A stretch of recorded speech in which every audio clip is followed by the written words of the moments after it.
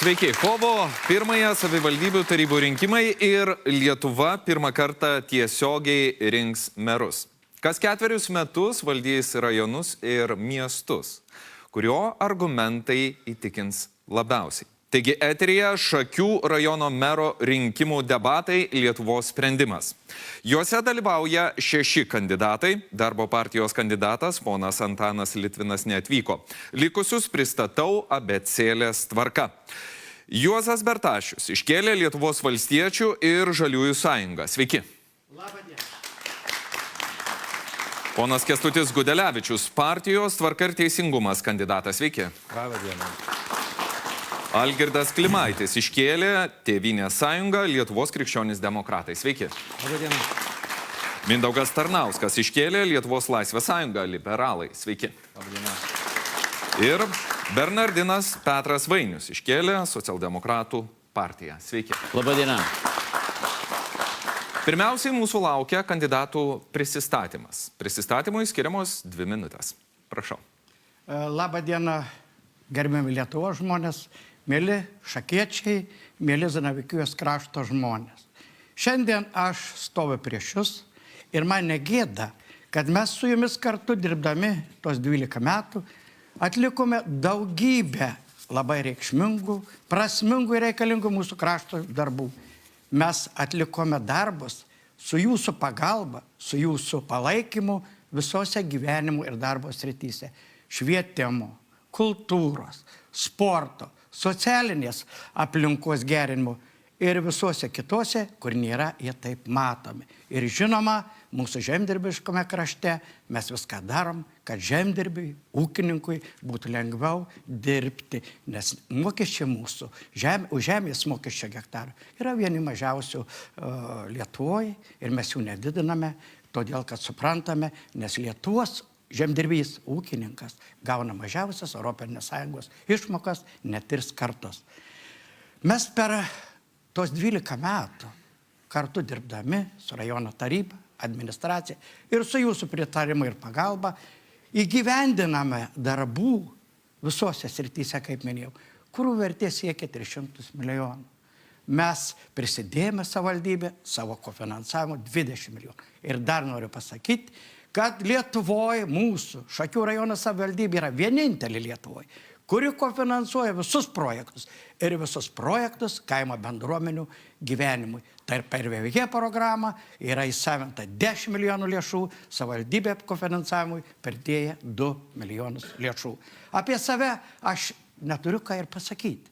Aš jūs labai gerai pažįstu, jūs mane labai gerai pažįstu. Aš noriu tik tiek pasakyti, kad aš kiekvieną Zanavykijos krašto žmogų vienodai myliu, nežiūrint į jo amžių, nežiūrint į jo lytį, nežiūrint ar jis neįgalus, ar jis invalidas, ar jis senelis, ar jis jaunas. Man visi žmonės esate jūs vienodai brangus ir aš save, savo sielą, savo protą atiduodu tam kraštui ir konkrečiai jums. Esu šiandien pasirengęs dirbti ir gyvendinti visus tos darbus, kuriuos mes kartu suplanuosime. Dėkuoju. Tai buvo pono Juozo Bertašiaus prisistatymas. Dabar eilė ponui Kęstučiui Gudelevičiui. Labą dieną, gerbiami šakiečiai, gerbiami Lietuvos žmonės. Esu Zanavykijos krašto sūnus. Čianai daugiau nei 300 metų mano tėviškiai. Mano gimtinį Kudirkos naumiestis. Ten baigiau ir vidurinę mokyklą. Iš tenai išėjęs pabaigiau aukštą, įgijau Kauno Politechnikos institute inžinierijos mechanikos specialybę. Politikoje nuo 2004 metų. Todėl esu jau nenaujokas, daug patyręs, pakankamai išmanau ir vadybą, ir administravimo darbus. Nuo 2011 dirbu Seimo narės, gerbiamos Onutės Ulikaičiūtės padėjėjų. Taip pat esu partijos Tvarka ir teisingumas Šakių skyriaus pirmininkas nuo 2008 metų. Pasiryžau eiti į tiesioginius merų rinkimus, norėdamas pakeisti daugelį dalykų, kurie, sakykime, nėra patys priimtiniausi, galbūt ir ne visai pateisinantys žmonių lūkesčius. Didelis biurokratizmas, per didelis atitrūkimas nuo žmonių. Todėl mano pagrindinės programinės nuostatos taip ir būtų.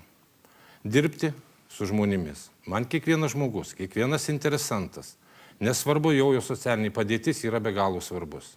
Aš dirbau tokiu principu, dirbsiu ir toliau. Kiekvienų žmogų priimu, išklausau ir jeigu yra galimybė, padedu. Būdamas net ir tarybos nariu, esu parėmęs apie 20 įvairiausių projektų. Ir toliau tęsiu šitą darbą. Svarbiausia mano darbe yra 3 principai. Sąžiningumas, skaidrumas ir kompetencija. Savo darbą planuosiu, dirbsiu žmonėmis, jeigu būsiu išrinktas meru, vienu tikslu, kad niekada nebūtų Šakių rajonas, būtų minimas kokiuose nors korupcijos bylose. Tai yra mano kraštas, kurį be galo myliu. Paaukojau čia ne vieną ir mano giminės kartą ir savo gyvybę dėl šito krašto. Niekur nebėgau, niekur neišvykau, esu jūsų Zanavykijos krašto atstovas. Ir dabar pono Algirdo Klimaičio laikas, prašau. Labadiena studijoje esantiems mūsų kraštiečiams, Zanavykams, labadiena visiems televizijos žiūrovams. Kreipiuosi ir noriu pasakyti, kad mano noras tapti Šakių rajono meru nėra vien ambicija. Tai gerai apgalvotas žingsnis, skatinamas vis didėjančio nerimo dėl šio mūsų krašto ateities ir tikėjimas, kad mano žinios ir gebėjimai bendruomenę sustiprins ir mūsų krašto atstovaujančioje valdžioje, tai yra savivaldybės taryboje, tinkamai pasitarnau žmonių pasitikėjimo savo jėgomis, žmogiško orumo, šeimos vertybių stiprinimui ir puoselėjimui. Kartu su savo bendražygiais ir jumis visais stengsiuosi, kaip ir iki šiol, eiti teisingumo, solidarumo, pamatinės lygybės ir subsidiarumo principais grįstų keliu. Ne kartą dėl to teko pralaimėti, tačiau niekada nesigailėjau, kad nesiekiau populizmu, vėliau nevykdomais pažadais laimėti balsų daugumos. Mano giminės jau 6 kartos buvo ir šio krašto gyventojai. Todėl manau, turys teisę sakyti, kad per genus esu paveldėjęs gilų Zanavykijos žmonių mentaliteto suvokimą. Tai turėtų padėti būnant rajono lyderiu. Manau, kad šias ir kitas temas aptarsime šios valandos metu, o savo įžanginio žodžio pabaigai noriu visų paprašyti balsuoti už Tėvynės sąjungos Lietuvos krikščionių demokratų sąrašą, kurio numeris 3 ir mane, Algirdą Klimaitį, siekiantį tapti Šakių rajono meru. Dabar laikas ponui Mindaugui Tarnauskui.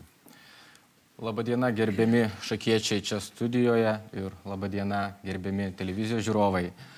Aš esu Mindaugas ir aš esu tikras šakiškis, kadangi čia gimiau, čia užaugau, čia baigiau mokyklą ir dabar ruošiuosi grįžti į savo gimtą kraštą.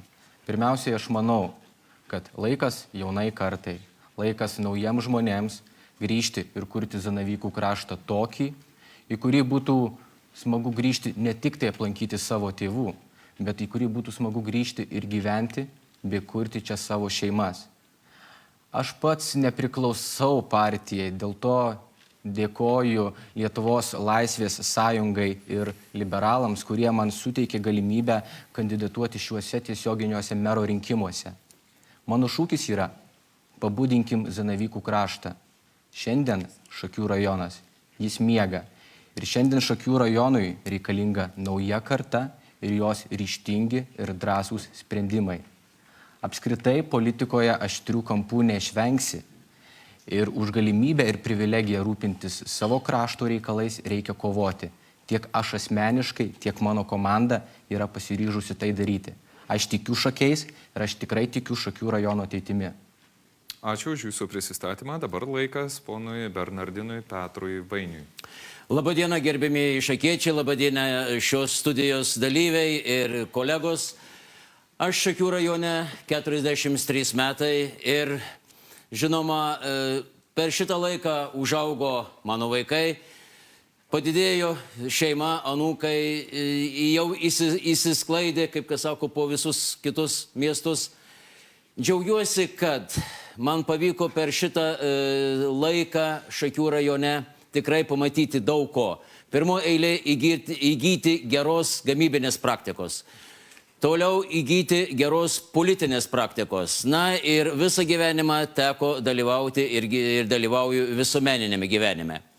Taigi šiuo metu dar ir esu Panovių kaimo bendruomenės pirmininkas. Todėl galiu drąsiai pasakyti, kad žinau visas sritis, tiek žemės ūkį, tiek bankininkystę, tiek pedagogiką, tiek bendruomeninius reikalus.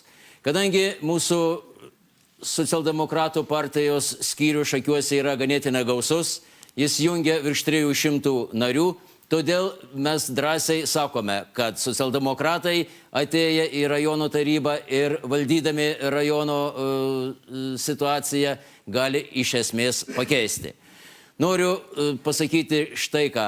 Mano pagrindinis kaip žmogaus kredo yra toks: su kiekvienu elkis taip, kaip nori, kad būtų elgiamasi su tavim. Taigi, gerbėmieji šakiečiai, gerbėmieji mūsų rinkėjai, aš kviečiu jūs balsuoti už antrą numerį, už Lietuvos socialdemokratų partijos sąrašą ir už mane, Bernardiną Vainių, į rajono merus. Ačiū. Brangūs žiūrovai, su jumis skiriamės trumpai reklaminiai pertraukėliai, po kurios būtinai pratęsime mūsų laidą. Sveiki visi sugrįžę, čia laida Lietuvos sprendimas. Taigi pirmasis klausimas ponui Juozui Bertašiui. Prioritetiniai darbai. Pirmieji rajonui svarbiausi projektai, kuriuos teiksite tik išrinktas meru. Visų pirma, išrinktas meru. Aš pasitengsiu, kad visi suplanuoti darbai būtų užbaigti ir įsavintos visos europinės ir kitos investicinės lėšos ir po to imtis naujų darbų, kurie jau yra suplanuoti. Tai planas pagrindinis, kaip mero, kaip žmogaus, kuris nieko nesiskiria iš kitų tarybos narių, tik gauna įgaliojimus žmonių valia, tai būtų vykdyti besąlygiškai strateginį rajono planą, kuris yra suplanuotas, tarybos priimtas eilei metų į priekį. Ne tik 4, bet ir 10-15 metų. Tačiau visų pirma, aš imsiuos sutvarkyti vandenų UAB Šakių vandenis visais lygmenim. Pirmiausiai, kad rajono žmonės visi turėtų švarų ir kokybišką vandenį.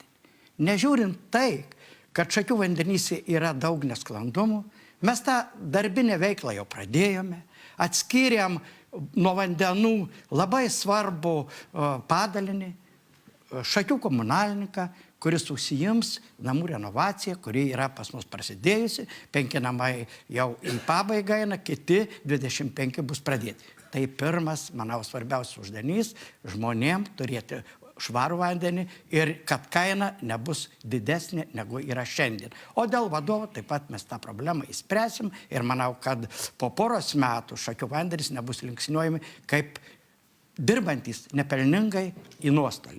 Antras svarbiausias uždavinys, tai yra gyvenimiškas uždavinys. Žmogaus gyvenimo svarbiausias, tai yra keliai, visi, kurie yra rajone, gatvės, ir gerinimas žmonių gyvenimo kokybės. Ne tik Šakiuos, ne tik Kudirkos Naumis, ne tik Gelgaudišky, bet visam rajone, visuose seniūnijų centruose ir visuose kaimuose. Tai yra, manau, pats svarbiausias uždavinys, kurį aš manau reikia ir gyventi. Ir vienas sakinys, be investicijų, be naujų darbo vietų, mes niekad nebūsim laimingi, sotus, šaltai aprengti. Aš tą darysiu taipogi. Dėkoju. Jūs galite papildyti šį klausimą, ponia Gudelevičiau, laikas jums. Rinkėjų valia tapus man merui, turbūt pirmiausia, tai bus atliekama analizė visų sprendimų, visų darbų, susitikimai ir išklausimas nuomonės seniūnų, mokyklų direktorių, darbuotojų. Ir tik po to bus galima daryti kažkokius darbus. Kad administracinė reforma būtina, tai pirmas dalykėlis, nes bedirbant tarybos nariu, teko pamatyti, kad vis dėlto tiek administracijų yra pakankamai daug problemų, bendraujant ir sprendžiant žmonių problemas. Trūksta kompetencijos. Iš tokių darbų, kurie, sakykime, jau tikrai reikalingi, tai kaip anksčiau buvo minėta, tai yra keliai. Prieš tai buvusiuose laidose buvo padiskutuota, rajone yra daugiau negu 1000 km kelių. Ir jeigu iš jų tik tai 196 asfaltuoti, todėl negali būti sakyti, kad mes galim to būti patenkinti. Nuo 2011 buvo skirta 2,7 milijonų, šiais metais 14 buvo 1,9, 300 tūkstančių savivaldybės. Jeigu šitokiais tempais bandoma bus spręsti šitą problemą, ji labai svarbi, tai mums reikės 200 metų. Todėl vienintelis dalykas, kas yra, tai yra investicijos pritraukimas bent jau šitiems svarbiausiam. Bus keliai, bus darbas, bus investicijos, bus turizmas, bus verslas ir visa kita. Dėkoju Jums, ponia Klimaitė. Na, apie darbus kalbant, turbūt turėčiau paminėti ir pasakyti savo nuostatą, kad aš matau merą renkamą Lietuvoje pirmą kartą istorijoje šių laikų, ne kaip ūkinį vadovą, o merą kaip strategą, matantį tai, kas yra, na, vaizdžiai pasakysiu, už kalnelio. Visa mūsų bendruomenė gali būti dar šiek tiek pakalnės vaizde, bet tu turi matyti, kas yra už kalnelio. Taigi, manyčiau, pirmieji darbai būtų tokie. Pirmiausia, tariantis, pirmiausia, pakviečiant kompetitingus žmonės. Mes turim kraštiečių įvairiose Lietuvos vietose labai su didelė patirtim ir žiniomis. Rajono vizija. Šiandien mes jos neturime. Mes gyvename čia ir dabar. Toks yra net ir ant reklaminio puodelio savivaldybės užrašas. Aš su tuo nesutinku. Aš manau, kad tas požiūris turi būti pakeistas. Mes turime matyti ateitį. Ačiū Jums, ponia Tarnauskai. Šiandien pats pagrindinis prioritetas, kuriam teikiu pirmenybę, tai yra verslumo skatinimas ir ekonomikos plėtra. Aktyviai bendradarbiausiu su nacionalinėmis agentūromis, tokiomis kaip Versli Lietuva ir Investuok Lietuvoje.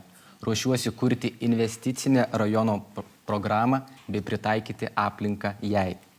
Aktyviai sieksiu ieškoti investuotojų, juos pritraukiant į rajoną, sudarant geriausias sąlygas jiems čia ateiti, bei atėjus efektyviai spręsti jiems kylančias problemas.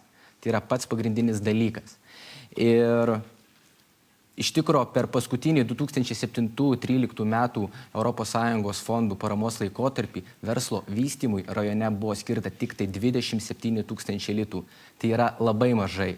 Ir dabar, kada iki 20 metų ateina paskutinė europinė parama, turime susitelkti ekonomikos plėtrai, būtent jos pagalba. Turiu asmeninį įsipareigojimą Šakių rajono gyventojams per 4 metus, jeigu būsiu išrinktas Šakių rajono meru, sukurti bent 500 naujų darbo vietų. Ačiū Jums. Rimtas pažadas. Ponia Vainio. Rodiklis irgi. Išklausyti ir įsiklausyti. Šitą darbą aš jau darau šiuo metu. Važinėju po kolektyvus, po gyvenvietės, po darbo vietas ir analizuoju situaciją. Nors žinoma, aš ją pakankamai žinau, kai būdam esamas dabar tarybos narys, bet aš noriu įsiklausyti ir iš kiekvieno eilinių žmogaus. Tai yra fiksuojama ir daroma. Pirmas darbas, jeigu tapsiu rajono meru, bus mano savivaldybės administracijos darbo veiklos tobulinimas. Tai pirmas bus klausimas. Antras klausimas, be abejo, lygiai tas pats, apie ką ir kiti prelegentai kalba, apie investicijų pritraukimą. Tai yra būtinybė, neišvengiama būtinybė ir prie šito darbo jau mes irgi namų darbus atitinkamai darom. Toliau, pastovus dėmesys kelių, žvyrkelių, gatvių priežiūrai. Šitiems dalykams jau irgi atitinkami namų darbai mūsų partijos yra daromi. Na ir pabaigai be abejo reikės pridėti tai, kad tuos pradėtus darbus, kurie yra jau pradėti mūsų rajone, juos be abejo reikės užbaigti ir tęsti tuos, kurie jau yra įsukti į mūsų gyvenimą. Dėkuoju už atsakymus. Kitas klausimas, kuris skiriamas ponui Gudelevičiui. Mero galios. Meras renkamas tiesiogiai. Jeigu taryboje meras neturės daugumos palaikymo, kaip tada išspręsti kylančius konfliktus ar situacijos, kurios galbūt gali stabdyti ir darbus, ir progresą, ir galbūt net atgrasyti investuotojus. Kaip jūs spręsite šį klausimą? Merų rinkimai tiesioginiai pirmą kartą vyks. Tačiau jeigu gerai pažiūrėtume, mero galios ypatingai nesikeičia. Tai daugiausia jam bus suteikta administracinių paslaugų didesnė atsakomybė. Tačiau aš manau, kad kaip merui asmeninės atsakomybės yra per mažai. Todėl reikėtų suteikti daugiau galių, daugiau atsakomybės. Kaip pavyzdys, Amerikoje tiesioginiai merų jau daugybę metų, bet tenai meras už visus sprendimus atsako vienasmeniškai. Pas mus Kaip be būtų, vis tiek meras turės derinti, balsuoti su taryba. Meras tai turi vieną balsą. Todėl daug šnekų, kad meras pakeis visų rajonų problemas, įspręs po šitų rinkimų, tai būtų ne visai tiesa. Taip, tiesioginiai merų rinkimai tai yra žmogui suteikta teisė rinkti žmogų pagal jo asmeninės savybės, patrauklumą, apie jo kompetenciją, sąžiningumą ir kitus dalykus. Iki šiol tai už jį padarydavo partijos. Todėl šitas sprendimas, tiesioginiai merų rinkimai, taip, tai sudomins ir žmonės, ir galų galiai jiems suteiks teisę asmeniškai rinkti. Tačiau po kurių laiko bijau, kad ateis nesipildžiusių svajonių metas. Vis dėlto aš manyčiau, kad merų galios, kaip ir minėjau, nėra pakankamos, bet reikėtų į dar vieną dalyką, kurį manau būtina. Tai merų arba Seimo narių atšaukimo mechanizmas. Turėtų būti įstatymas ir tvarka. Jeigu meras išrinktas tiesiogiai neišpildo žmonių vilčių, aš manau, kad turėtų suteikta būtų galimybė tokią merą atšaukti. Dabar apie konfliktą. Iki šiol taip, Šakiuose buvo susidariusi paskutiniu metu unikali situacija, nedaugelį rajonų tokia yra, kai valdantieji partija, Lietuvos valstiečiai ir Žaliųjų sąjunga turėjo 14 narių. Jie galėjo sprendimus priiminėti be jokio vargo. Tačiau turiu pasakyti, kad po šitų tiesioginių merų rinkimų ir savivaldybių rinkimų gali visą tai pasikeisti. Ar galimi konfliktai? Aš ir minėjau ir toliau teigiu. Labai trumpai, konfliktai galimi tik tada, jeigu žmogaus asmeniniai savybės, jo ambicijos yra perdėtos. Jeigu žmogus įsiklausys į kiekvieną žmogų, į kiekvieną tarybos narį, manau, tokių sprendimų galima išvengti, tokie sprendimai, ko gero, nelabai ir grėsia. Pone Klimaitė, pritarsit ar oponuosit? Šiaip manyčiau, šiame laike mūsų bendruomenės ir visuomenės brandos lygmenyje šių mero galių pakanka. Todėl, kad meras vis dėlto tai yra vienas tarybos narys ir savaime suprantama, kad, kaip ir minėjau, jo matymas ir vizija gali ne visada sutapti su tarybos dauguma, nors didžiumoje atveju sakyčiau, kad tas bendradarbiavimas ir šiandien tą patį lyg ir girdžiu iš mano varžovų, jų pasižadėjimą tokį, kad tarsimės, dirbsime ir bandysime mūsų kraštą traukti į priekį. Tačiau manau, kad konfliktų vis vien, jeigu ne Šakiuose, tai kitose Lietuvos vietose tikrai kils.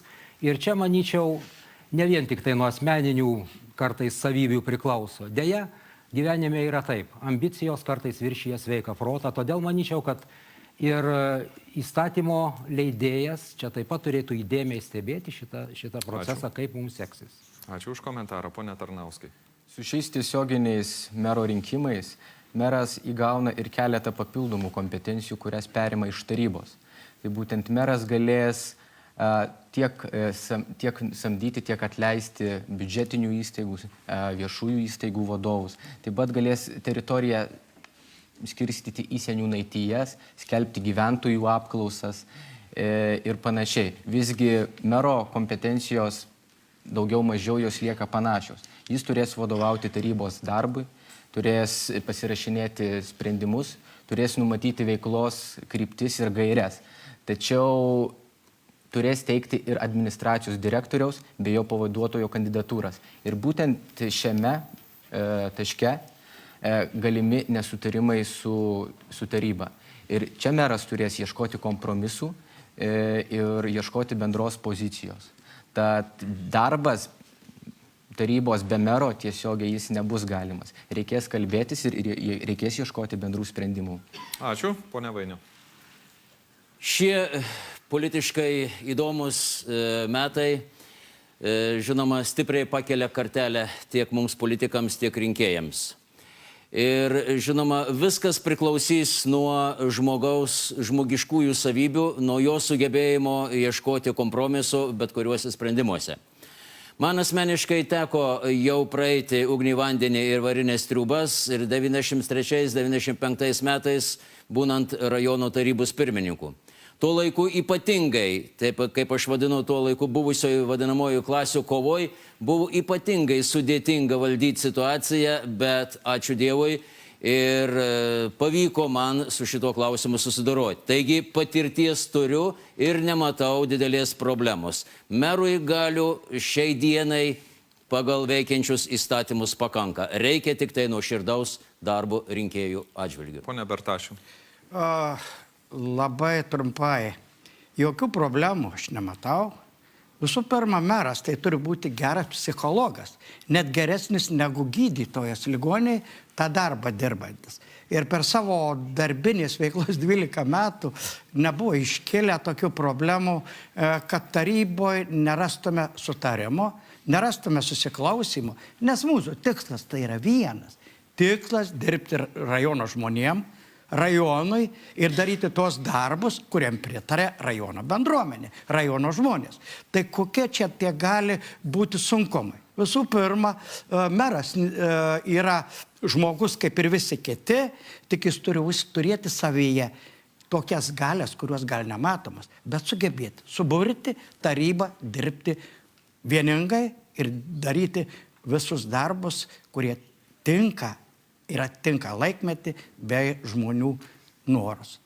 Čia problemos aš nematau. Šiandien meras turi pakankamai galių ir manau, jis turės tų galių daugiau, nes jis bus išrinktas žmonių ir žmonių pasitikėjimas.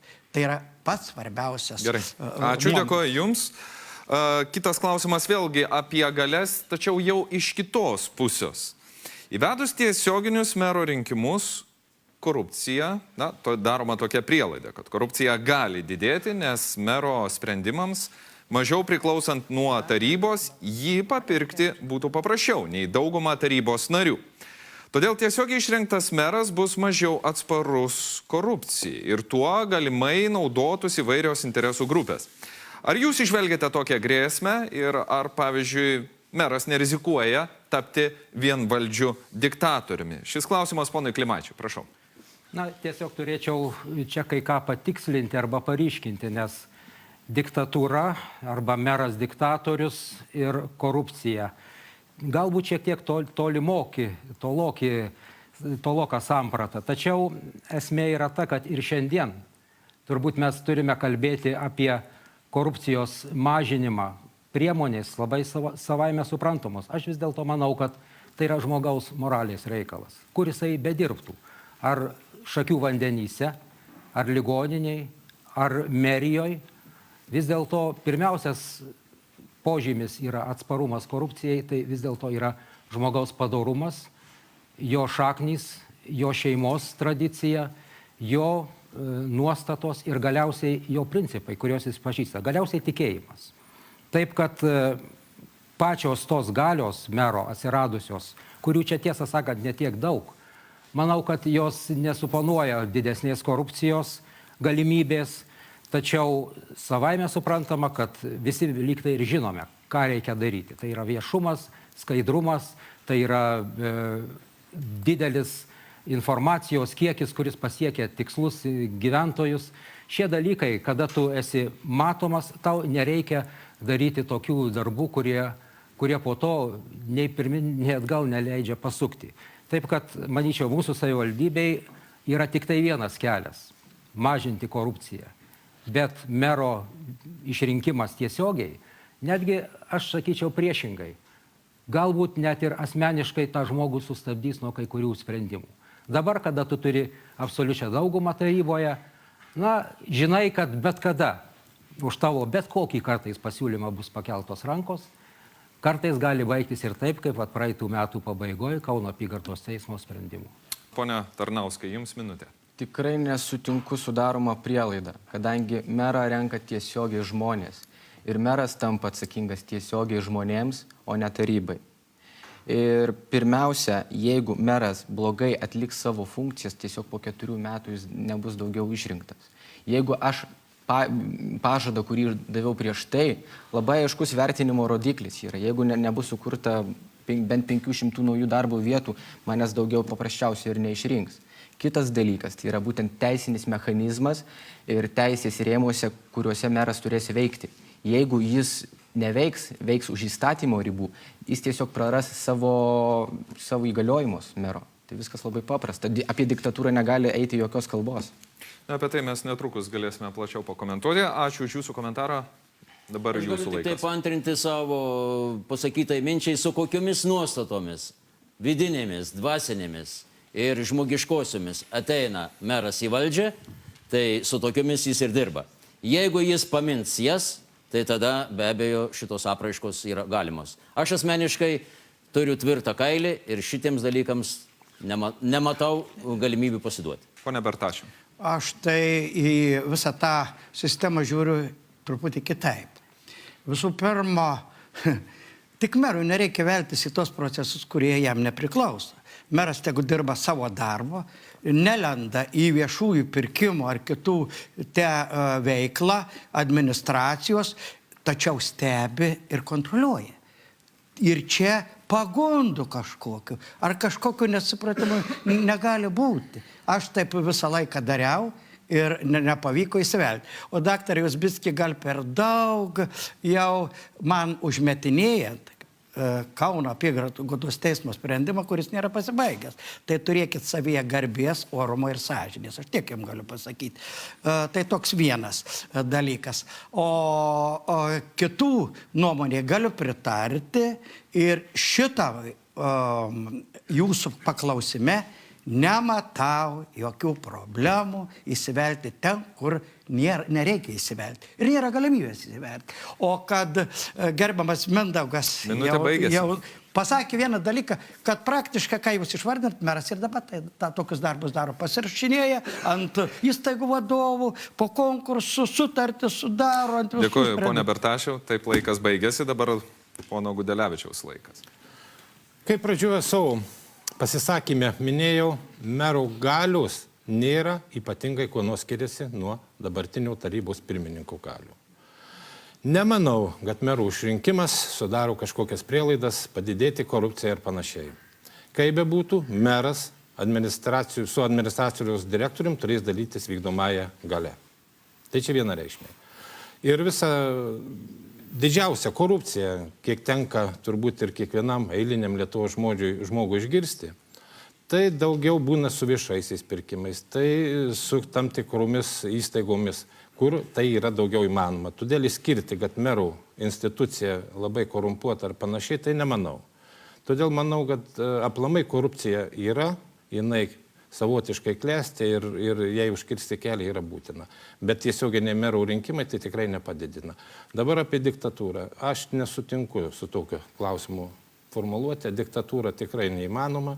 Mes jau gyvenam demokratiško valstybėje, ačiū Dievui, 25 metus ir merui tapti diktatoriumi ar panašiai, tai yra tiesiog neįmanoma. Kitas klausimas apie mero atleidimą. Anksčiau taryba nuversti merą galėjo pakankamai lengvai, jei surinkdavo pakankamą protesto balsų kiekį. Dabar taryba teiks siūlymą ir įrodymus Lietuvos vyriausiam administraciniam teismui, kuris spręs, ar yra pagrindas nutraukti mero įgaliojimus.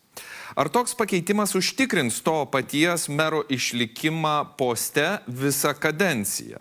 Ar jis bus labiau apsaugotas? Pone Tarnauskai, klausimas jums. Aš manau, kad tiesiogiai išrinktas meras jis tikrai jausis saugesnis nuo politinių perversmų. Be abejo, kaip ir jūs minėjote, yra padarytas teisinis mechanizmas, kuriuo meras bus galimas atšaukti. Bet būtent administraciniam teismui įvertinus tarybos argumentus, jam nusprendus jį patvirtinus ir tarybai nubalsavus. Tačiau šis saugiklis, aš manau, tikrai yra pakankamai solidus merui. Aišku, jis šiek tiek ir neapsaugo nuo politinių priešpriešų, bet taip yra. Bet saugiklis, aš manau, jis yra pakankamai tvirtas. Ir stabilumas savivaldybėse bus didesnis. Trumpas ir aiškus labai komentaras. Taip, ponia Vainiau. Tai, žinoma, dalinai apsaugo nuo, sakykime, populistų ir nuo nepagrįstų, sakykime, kažkokių tai reikalavimų. Ir manau, kad tuo, kaip sako, mero kėdė truputį taps tvirtesnė. Prašau, ponia. Aš manau, kad visa tvirtybė mero, kaip žmogaus, kaip piliečio, kaip bendruomenės bičiulio, draugo ir bendra žygio, tai yra žmonių parama, jų palaikymas. Ir kalbėti apie tai, kad kažkokios tai yra grėsmės, aš nematau jokio pagrindo. Todėl, kad aš manau, jeigu meras matys, kad jis nesugeba atlikti tų darbų ir žmonių pasitikėjimas blėsta, aš manau, jis ir pats pasitrauks. Pone Gudelevičiau. Daug metų tenka stebėti ir nešimtis, ir paskutiniai 4 metai su merais tenka išgirsti įvairių istorijų, jų nuėmimų, įmanomi įvairūs politinių partijų rakursai, kurie tikrai nedadeda kaip merų institucijai stabilumų. Aš manau, tai, kas dabar įdėta, įstatymų tvarka, jinai sustiprins. Bet aš, kaip ir prieš tai minėjau, aš manau, kad vis dėlto mero atšaukimų toks kaip mechanizmas būtų būtinas. Ačiū, ponia Klimaitė. Na, kandidatuojant į merus, aš tikrai ne pirmuoju klausimu tai kelčiau. Todėl, kad darbai, kurie laukia, yra ko gero svarbesni nei kartais vieno ar kito pareigūno nušalimas ar atleidimas. Čia yra kitas turbūt klausimas, kad atleidžiant merą, iš tikro yra taryboje ir bendruomenėje tam tikra įtampos arba streso situacija. Tuo metu darbai, kurie vyksta, dažniausiai būna užmetami ir įvyksta tokie, reiškia, asmenybių kovos, kurios galutiniam rezultate dėja nesuteikia kažkokios tai didesnio pranašumo vieniem ar kitiem. Ta matome kartais ir iš teisinių procesų. Todėl sakyčiau, kad mero atleidimas, kuris numatytas šitame dabar naujame įstatyme, na, jis yra pakankamas, tačiau bet kuri taryba, ko gero, priklausys vėlgi nuo to, kokios ten politinės jėgos bus, gali jos suorganizuoti ir inicijuoti tokius dalykus. Tai neperspėja arba neapsaugo visiškai mero. Tačiau aš apie tai tiesiog stengiuosi dabar nemastyti, nes tai yra dar ateities klausimas. Brangūs žiūrovai, su jumis skiriamės trumpai reklaminiai pertraukėliai, po kurios būtinai pratęsime mūsų laidą. Sveiki visi sugrįžę, čia laida Lietuvos sprendimas. Kitas klausimas. Tiesioginių mero rinkimų privalumai. Kokie jie? Kokius galite įvardinti pagrindinius privalumus, kai dabar pirmą kartą meras Lietuvoje yra renkamas tiesiogiai? Pone Vainiau. Na, manau, kad mes jau praktiškai beveik prieš tai atsakinėdami į nuos klausimus atsakėme kaip ir šitą. Aš manau, kad tai čia yra tik tai daugiau demokratijos. Tai pirmas žingsnis. Antras dalykas tai yra daugiau atsakomybės, kaip ir kartosios. Tiek mums politikams, tiek rinkėjams. Na ir žinoma, visa tai susiveda į tai, kad šitie rinkimai tikrai mums suteikia daugiau pasitikėjimo savim. Mes, sakykime, politikai turime daugiau išreikšti savo politinės valios, turime daugiau galimybės, sakykime, rinkimuose dalyvaudami tiesiog su žmonėm pabendrauti ir pasakyti tą, ką mes galvojame ir išgirsti iš tų žmonių, ką jie tikisi iš mūsų. Taigi, daugiau demokratijos, tik tai tiek aš galiu patvirtinti. O ar yra trūkumų, kuriuos išvelgtumėte? Galbūt apie tos trūkumus buvo truputį pasakyta ir Kęstutis minėjo, galbūt reikėtų kažką tai galvoti, bet aš manau, istorija parodė šitą dalyką. Ar šitas, kaip kas sako, naujas įstatymas, ar šitas istorinis įvykis tikrai jis pasitvirtins, ar nereikės jam kažkokiu tai pataisų. Įtariu, kad didesniuose miestuose gali tikrai susidaryti problemų. O tokiuose rajonuose, kur, sakykime, yra tik tai tiek pretendentų, manau, kad neturėtų būti problemų. Na, pretendentų tikrai nemažai yra. Pone Bertašiau, Aš minutė. tai skaitau, yra patys svarbiausi įgaliojimai ir mero tvirtybė žmonių pasitikėjimas. Jeigu tau yra suteikta toks pasitikėjimas, tai tu įgauni ne tik garbę ir pagarbą to krašto žmonių, bet ir įpareigojama visus darbus daryti geriau, negu tu juos darai iki šioliai. Tai yra šventas dalykas. O apie kokius mes šiandien tos trūkumus galim kalbėti? Pagyvensim, pamatysim. Tada bus galima spręsti, kas gerai ir blogai. Bet stiprybė čia ir yra. O taryba, manau, ateidami visi dirbti tą darbą, tarybos nariai, nežiūrint kokių partijų, jie prisiekia prieš žmonės, prieš konstituciją, kad dirbs tuos darbus kolegialiai su meru ir darys tos, kuriem reikalingi, kurie reikalingi žmonėms. Pone Gudelevičiu. Tiesioginiai merų rinkimai, privalumai. Tai taip, demokratija vienareikšmiai. Taip, kad žmonės galės savo valią tiesiogiai rinkdami, visą tai teigiama. Kad prasidėjo savivaldos reforma, kuri jau turėjau seniai pagal mane vykti, tai irgi yra teigiama. Tačiau aš matyčiau dar ir dalį trūkumų. Savivalda, reforma būtina, bet jinai tuo, kad išrenkama tiesioginiai meras, tai tik mažyti dalelytė. Aš manyčiau, kad būtini, kad savivaldybėse pagerėtų ir vietinės valdžios sprendimai, visa kita, ir žmonės priartėtų prie valdžios, būtina. Ir seniūnų tiesioginiai rinkimai, seniūnijų, neprivatus, o savarankiški biudžetai.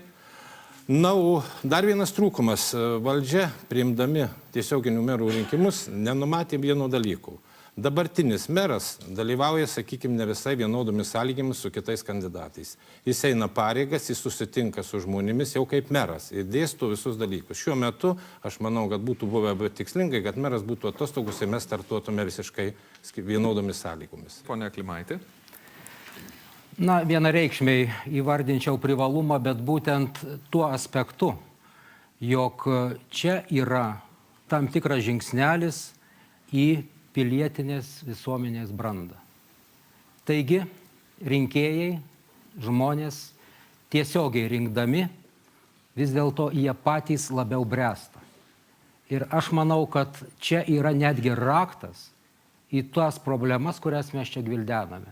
Korupcija, papirkinėjimas, nekompetencija. Tai būtent yra žingsnelis į pilietinės visuomenės brandą. Aš tokį įvardinčiau vieną iš privalumų tiesioginių mero rinkimų. O apie trūkumus? Ar turėtumėt ką pasakyti? Trūkumų tiesiog jie pasimatys, kai bus išrinkti tie merai. Kaip jie elgsis, kaip jie dirbs ir kokie bus santykiai. Tiesiog šį kartą norėčiau žiūrėti pozityviai. Neieškoti visą laiką, mes visą laiką ieškom. Vat kas yra blogai? Kaip sunku žmogų pagirti? Papeikti labai paprasta. Ačiū už jūsų komentarą. Tai prašau, ponė Tarnauskai. Šiandien kalbėti apie trūkumus dar nenorėčiau, nes laikas parodys teisingai, kaip turi būti. Tačiau vienas iš jų buvo labai konkrečiai įvardintas. Tačiau pats kalbėdamas apie privalumus, aš norėčiau pabrėžti, kad būtent tiesiogiai išrinktas meras, jis tampa atsakingas tiesiogiai rinkėjui. Ir tai yra pats pagrindinis privalumas. Meras taps atsakingas ne tarybai ir ne politinėms partijoms. Tai pats didžiausias privalumas. Kitas dalykas, aš manau, kad sumažės užkulisinių partijų susitarimų, tiek dalyjantis postais, tiek palankiais sprendimais ir panašiai. Tai toks trumpas atsakymas būtų. Na, o dabar pretendentams pateiksime po vieną klausimą. Ir šiam klausimui atsakyti turės vieną minutę. Gudelevičius, Juozas Bertašius šiandien yra išeiginį dieną, šeštadienis, sekmadienis, nuo pirmadienio iš atostogos. Taip, kai jūs nepergyvenkite, aš jūsų neplenksiu. Mažytė replika ne apie tai. Mes matėm, kadangi jau patys žinom, kad rinkimai prasidėjo ne šiandieną, prasidėjo anksčiau, kadangi mes matom, kaip meras dalyvauja, kokiuose susitikimuose ir panašiai. Todėl aš manau, kad čia turėjau vyriausiai VRK ar įstatymų leidėjai numatyti šitą sąlygą, kad visi startuotume vienodomis sąlygomis. Na, debatai tam ir skirti, kad būtų išsakytos skirtingos nuomonės. Vienam susitikime aš dar nepolitikavau ir mano plakatas nekybo nei vienoje lentoje. Jūs vėl meluojat, buvot susitikime Gelgaudiškiai, Barsukas ant kito šonų, jūs tikrai politikavote. Tai jūs sakote neteisybę, pasitaisyti, kai sužinosite. Na, aš pats dalyvau, kadangi mačiau. Na gerai, dabar bus klausimas visiems kandidatam po 1 minutę ir čia turėsite progos kiekvienas iš kandidatų pakomentuoti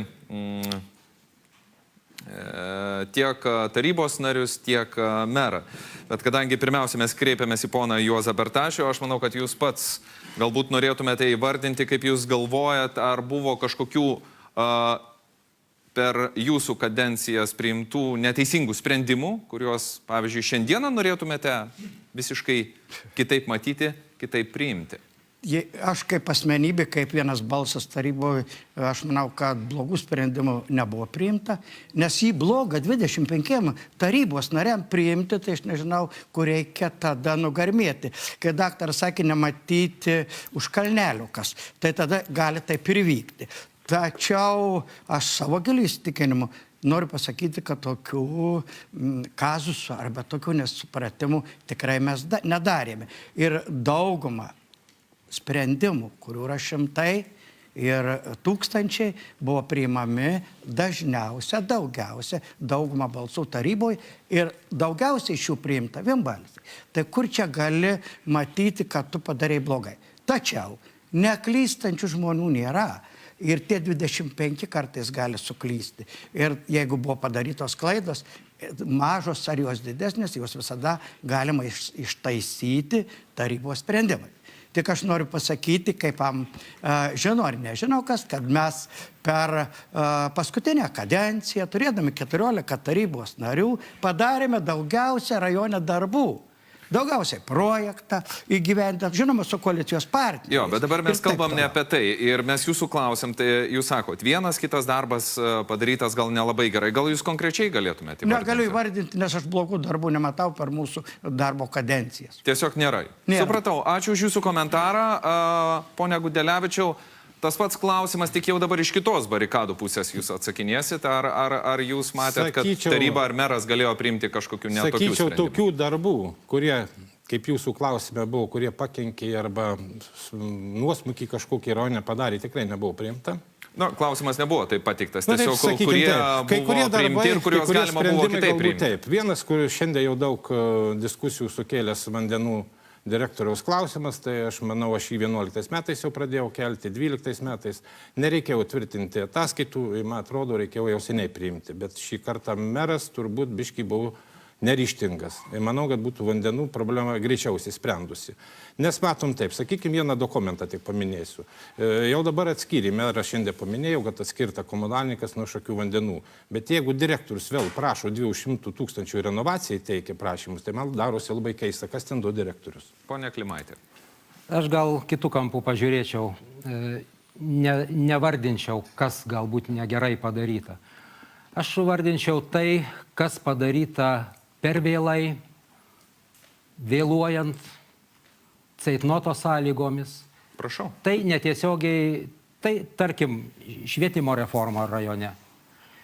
Kitas momentas būtų strateginių dalykų, į kuriuos yra investicijos dedamos ir matant į perspektyvą tiek vienokios, kitokios apylinkės gyventojų skaičiaus, neturint aiškios vizijos, suinvestuotos lėšos, kurios dėja kartais tik tai didina savivaldybės išlaidas. Tai, sakyčiau, nebuvimas labai aiškių, visą apimančių ir koordinuojančių tokių strateginių sprendimų, kuriuos čia šiek tiek ir pavardijau, turbūt ir yra ta didžiausia, galima būtų taip sakyti, bėda arba ta negalia, kuri mus šiandien kamuoja Šakių savivaldybė. Pone Tarnauskai.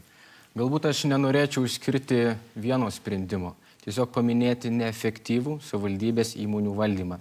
Iš tikrųjų, man yra pakankamai sunku įsivaizduoti, kada veikiant natūralaus monopolio sąlygomis, kai kurios įmonės sugeba dirbti neigiamai. Tai yra nepateisinima. Vietoj to vadovo atsakomybės nėra ieškoma. Ir yra kūriamos kažkokios pertvarkos, reorganizacijos, kūriamos naujos įmonės, kur galų gale net nežinom, kiek mokesčių mokėtojams tai kainuoja.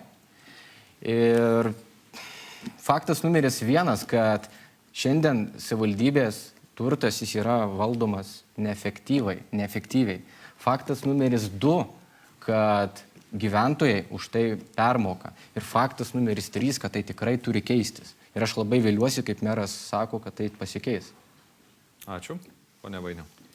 Aš išskirsiu porą klaidų, kurias padarė meras ir kurias padarėm mes kartu su juo tarybos nariai. Tai pirma, reikia pasakyti, kad buvo paskubėta vykdyti ankstesnės vyriausybės, sakyčiau, neišmintingas švietimo reformas. Tai pirmas dalykas. Ir antras dalykas, tai politinės valios stoka dėl Šakių vandenų katastrofiškos padėties šiai dienai. Dar vienas klausimas. Su kokiamis partijomis laimėjęs rinkimus jūs matote galimybę dirbti išvien ir kurių partijų deklaruojamai pozicijai jūs nepritarėte? Pone Bertašiau. Aš nematau jokių problemų sudarant daugumos koaliciją, kaip Seime sako, vyriausybę, kuri galėtų dirbti žmonių labui ir daryti tos darbus, kuriuos suplanuoja ir tvirtina taryba. Tai dar kartą noriu pasakyti, kad kiekvienas tarybos narys įsipareigoja tai daryti. Ir čia aš nematau jokių priežasčių, kad galėtų darbas vykti nesklandžiai. Vienas iš pavyzdžių. Mes prieš 8 metus po savivaldybių tarybų rinkimų Šakių rajone buvom sudarę tokį proto lyginį nesuvokiamą daugumą. Visi buvom daugumoj. Visi. 25 ir gana sėkmingai dirbom. Ir tik aš noriu pasakyti vieną. Aš čia matau vieną trūkumą, kad opozicijos nebuvimas neleidžia labai efektyviai tarybai dirbti. Turi kažkas pastoviai iš kažkur po truputį tampyti merą, tampyti tarybos narius, kad darbai būtų daromi efektyviai. Tokia galimybė turbūt bus po šių rinkimų. Pone Gudelevičiau, prašau. Nemanau, kad aš turiu teisę kvestionuoti žmonių valiaus įsireiškimą, kokios partijos papuls, kokie jų atstovai papuls į Šakių tarybą, su tais ir dirbsime. Su tais ir bendrausime, priimsime sprendimus ir panašiai. Šioje kadencijoje dirbo valdančioje kartu su socialdemokratais ir valstiečiais. Darbas buvo našus, daug padėjau ir manau, kad po šitų rinkimų tokia įmanoma koalicija ir toliau dirbti. Supratau, puiku, ponia Klimaitė. Na, visose partijose yra puikių žmonių. Ir savaime suprantama, gyvenant nedideliam regione, Šakiuose, Šakių rajone, didžiuma žmonių yra pažįstamų. Taip pat ir tarybos nariai yra pažįstami. Ir jų giminaičiai, ir jų bendražygiai.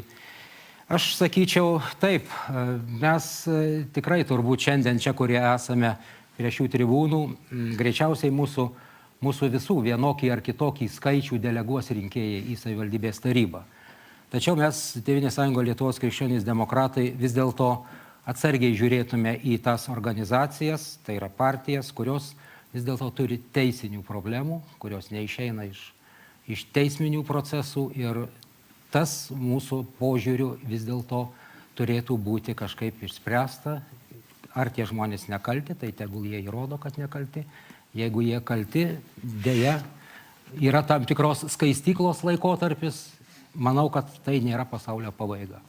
O kad valdžia bus Šakių rajone ir ji ko gero bus pakankamai efektyvi ir gal net efektyvesnė, kadangi tai bus politikas, ideologas, kuris ves šitą struktūrą. Ačiū už komentarą, ponė Tarnauskai. Šiandien tikrai nesinorėtų vardinti partijų pavadinimų, su kuriomis norėtume dirbti ir su kuriomis nenorėtume dirbti. Tai pirmiausia, su tom organizacijom, kuriomis sutaps mūsų programinės nuostatos, su tomis pirmiausiai ir kalbėsimės. Mes ir mūsų pagrindinis tikslas yra permainos rajonui. Tos pačios organizacijos, kurios sieks to paties, mes su jomis kalbėsimės. Bet mes tikrai nėra taip, kad veržėmės būti pozicijoje. Jeigu to susikalbėjimo nerasim, tikrai netmetam galimybės, kad galim būti ir opozicijoje. Pone Vainiau. Tiek dabartinis meras, tiek ateinantis meras be abejo privalėjo ir privalės dirbti su tais tarybos nariais, kuriuos tauta pakvies tam darbui. Aš asmeniškai gerbiu visus čia esančius ir tikrai turėsiu galimybę, jeigu būsiu išrinktas su meru, maloniai dirbti su tais žmonėms, kadangi aš juos visus pažįstu iki pašaknų. Taigi nematau jokių problemų.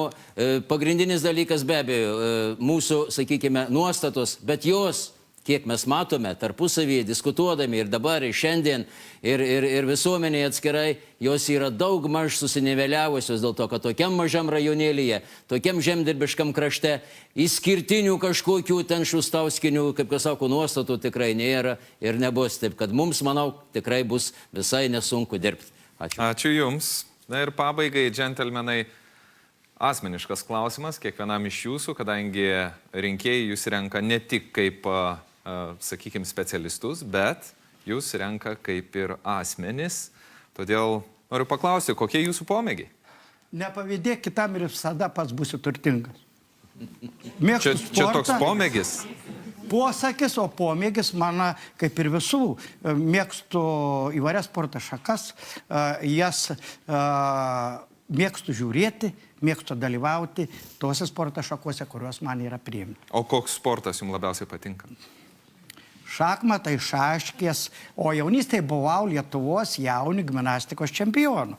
Taip kad man gyvenimas taip susiklostė, toliau jo negaliu būti. O šiaip tai esu didelis sirgalius įvairių sporto šakų, bet labiausiai krepšinį. Na, net nebejoju, kadangi krepšinį myli visa tikrai Lietuva, o jūs, kadangi mylėjot gimnastiką, tai kaip ir gimnastikoje, taip ir politikoje ieškot lankstumo. Ar ne? Teisingai supratau. Gerai, prašau, laikas jums. Kažkuo, manau, hobis pomėgiai nesiskiria turbūt nuo daugelio žmonių. Mėgstu knygas, turiu didžiulę, beveik 30 000 biblioteką. Mėgstu statistiką, mėgstu žvejoti, mėgstu gamtą, grybauti, uogauti. Turizmas, nauji kraštai, pažinimas. Nu ir viena statistika. Mėgstu analizuoti skaičius. Jie daug kur padeda įnešti tam tikrą aiškumą. Na, turit milžinišką biblioteką, kur ją visą sutalpinat. Nu, vienas kambarys tam paukotas. O kokią pačią paskutinę knygą jūs skaitęs esat? Paskutinę skaičiau fantastinę knygą Andersono Požemių karalystė. Ačiū. Ačiū už jūsų atsakymus, ponia Klimaitė. Na, mano pomėgis yra politika. Kadangi aš esu gydytojas ir dirbu krašte, kuriame darbavosi prieš gerokai virš 100 metų Vincas Kudirka, kurio pirmasis vyriausias gydytojas Šakių ligoninės buvo Jonas Staugaitis, 3 Seimo pirmininkas. Taip kad, matyt, ratas istorijos kartais ima ir apsisuka.